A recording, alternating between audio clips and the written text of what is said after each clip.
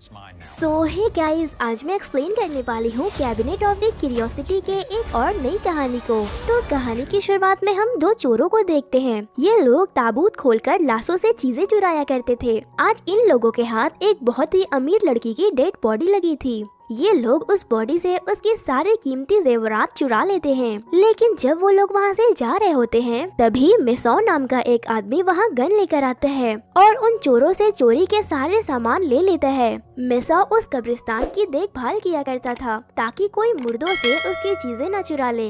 वो उन चोरों के सामने बड़ी बड़ी बातें कर रहा था और उन्हें बंदूक से डराकर वहाँ से भगा देता है। लेकिन मिसो की असलियत तो कुछ और ही थी। वो खुद ही एक नंबर का चोर था। वो जिस कब्रिस्तान की रखवाली किया करता था, वहाँ आने वाले सारे मुर्दों से वो कीमती चीजें चुरा लिया करता था। जिसके बाद वो उस अमीर लड़की के कब्र में उतरकर उसके मुंह से उसके सोने के दांत को उखाड़ लेता है। लेकिन वो दांत उसके हाथ से छूटकर कोफिन में गिर जाती है। मिसो जब उसे निकालने की कोशिश करता है तो एक चूहा उसे काट लेता है और उस सोने के दांत को लेकर वहाँ से भाग जाता है। जिसके बाद मिसो बाकी के चीजों के साथ अपने बॉस के पास पहुँचता है। लेकिन जो सामान उसके हाथ लगी थी वो कोई कीमती चीज नहीं थी, इसीलिए उसके बॉस उस पर बहुत गुस्सा करते हैं। मिसो ने अपने बॉस से उधार पैसे लेकर जुए में उड़ा दिए थे। वो कहता है कि मैंने अपना कर्ज हमेशा चुकाया है, लेकिन कब्रिस्तान में चूहों की आबादी बहुत ही ज्यादा बढ़ गई है। मैं लाशों से चीजें निकाल पाऊँ उससे पहले वो चूहे पूरी लाश को ही चुरा लेते हैं।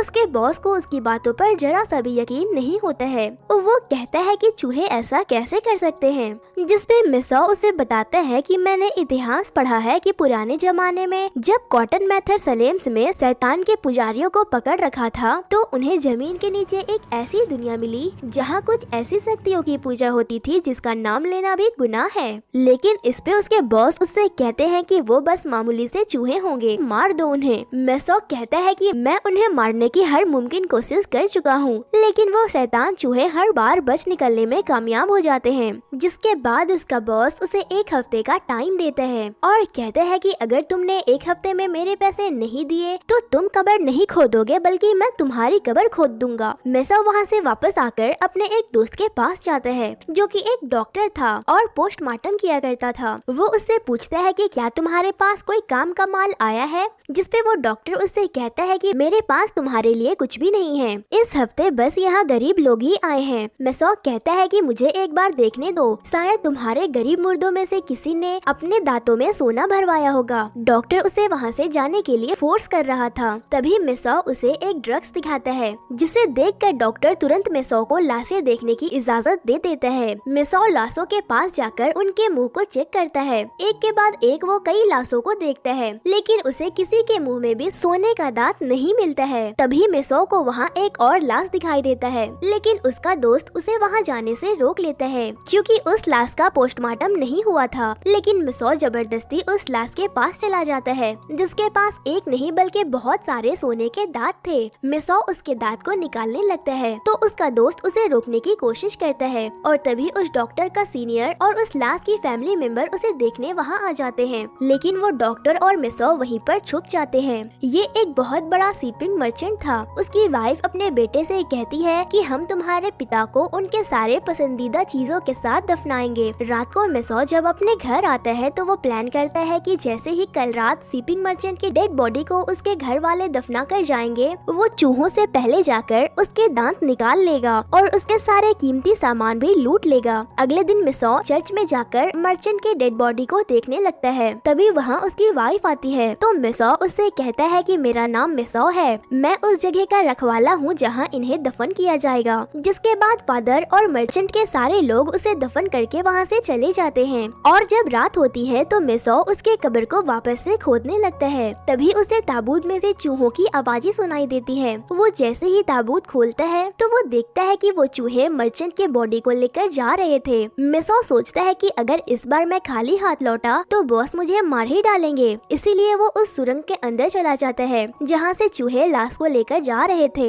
मिसो को उस गड्ढे के अंदर बहुत सारे बड़े बड़े सुरंग दिखाई देते हैं। इसी दौरान एक जगह उसके ऊपर बहुत सारे पत्थर गिर जाते हैं। वहाँ बहुत ही ज्यादा ठंड थी और अब तो मेसो की सांस भी फूलने लगी थी, लेकिन वो चूहों का पीछा करता रहता है जो लाश को लेकर भाग रहे थे। तभी उसके पीछे से बहुत सारे चूहे आते हैं और मेसो के ऊपर हमला कर देते हैं। लेकिन जब मेसो अपने जेब से बंदूक निकालकर गोली चलाता है तो गोली उसके ही पैर में लग जाती है, लेकिन वो चूहे वहाँ से भागने लगते हैं। लेकिन इसी दौरान मेसो एक चूहे को गोली मार देता है और तभी वहाँ पर एक बहुत ही बड़ा चूहा आता है। वो मेसो के ऊपर हमला करता उससे पहले वो उस चूहे के ऊपर गोली चलाकर उसे वहाँ से भगाने लगता है, लेकिन भागते भागते वो खुद ही एक गड्ढे में गिर जाता है जहाँ बहुत सारे कंकाल और उनके बहुत सारे कीमती चीजें थी। अब मेसो ब्लैक चर्च में पहुँच गया था जहाँ शैतानों की पूजा होती थी। मेसो को वहाँ एक कंकाल के ऊपर एक बहुत ही महंगा सोने का नेकलेस दिखाई देता है। वो उस कंकाल से जैसे ही उस नेकलेस को निकालता है वो कंकाल जिंदा हो जाता है और वो मेसो के कान को काट लेता है, जिसके बाद मेसो किसी तरह वहाँ से अपनी जान बचाकर भागने लगता है। लेकिन वो कंकाल उसके पीछे पड़ा था। वो चिल्ला रहा था, अरे वो मेरा है मेरा है। भागते भागते मेसो एक होल में फंस जाता है और वो वहाँ से बाहर नहीं निकल पा रहा था। वो अपने गॉड से प्रे करता है कि अगर मैं यहाँ से निकल गया तो जिंदगी भर आपकी पूजा करूँगा।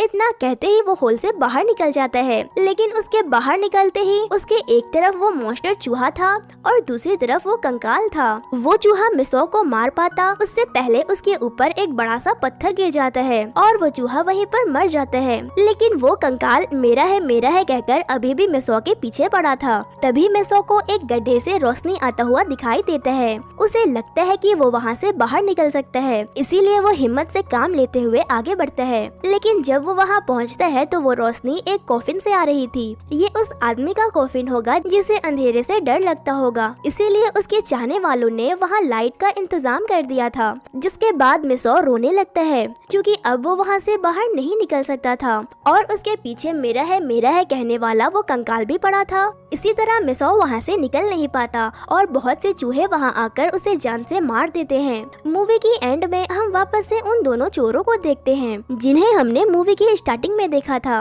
वो जैसे ही कोफिन को खोलते हैं उन्हें मेसो की डेड बॉडी मिलती है। एक चूहा मेसो के मुंह से निकल कर आता है और फिर इसी के साथ ये कहानी यहीं पर खत्म हो जाती है। तो दोस्तों, अगर आपको ये मूवी अच्छी लगी तो वीडियो को लाइक करके हमारे चैनल को जरूर से सब्सक्राइब कर दें। फिर मिलती हूँ किसी और इंटरेस्टिंग सी स्टोरी के साथ, तब तक के लिए thank you and bye bye.